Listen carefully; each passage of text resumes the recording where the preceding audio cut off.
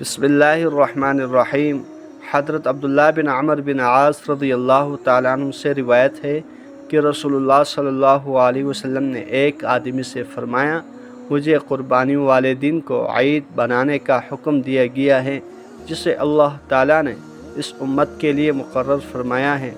उस शख्स ने अर्ज़ की, अगर मेरे पास दूध वाली बकरी के अलावा कोई और जानवर क़ुरबानी के लिए न हो तो फ़रमाएँ, क्या मैं इसे ही ज़बह कर दूँ? आप सल्लल्लाहु अलैहि वसल्लम ने फ़रमाया, नहीं, लेकिन तो क़ुरबानी वाले दिन अपने बाल काट ले, नाखन और मूछें तराश ले और ज़ेर नाफ बाल साफ़ करें। अल्लाह ताला के यहाँ तेरी तरफ से यही मुकम्मल क़ुरबानी शुमार होगी। हज़रत जुंदुब बिन सुफ़ियान रज़ियल्लाहु ताला अन्हु बयान करते हैं कि मैं रसूलुल्लाह सल्लल्लाहु अलैहि वसल्लम के साथ ईद उल अज़हा में हाज़िर हुआ। आप सल्लल्लाहु अलैहि वसल्लम ने लोगों को नमाज़ पढ़ाई।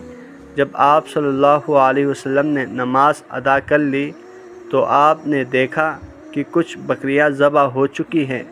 आप सल्लल्लाहु अलैहि वसल्लम ने फ़रमाया, जिसने नमाज से पहले क़ुरबानी ज़बह कर दी है वो उसकी जगह और बकरी ज़बह करे, और जो ज़बह नहीं कर चुका तो वो अल्लाह अज़्ज़ व जल का नाम लेकर ज़बह करें।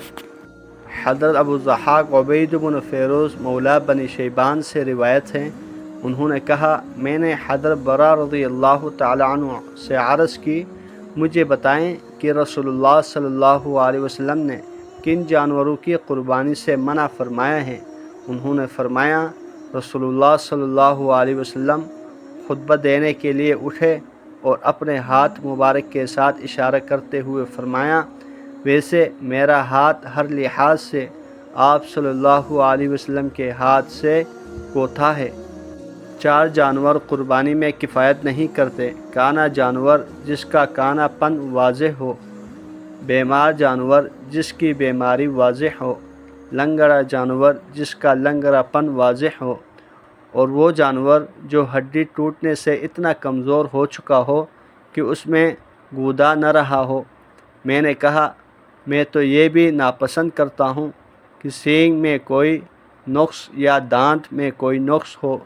वो फरमाने लगे, जिसे तू नापसंद करता है उसकी क़ुरबानी न कर, लेकिन किसी पर हराम न कर। अल्लाह जल्ल शानु से दुआ है, जितने अहादीस मुबारक पढ़ी सुनी उन पर अमल करते हुए दूसरों तक पहुँचाने की तौफ़ीक़ अता फ़रमाएँ। जज़ाकुमुल्लाहु खैरन कसीरा।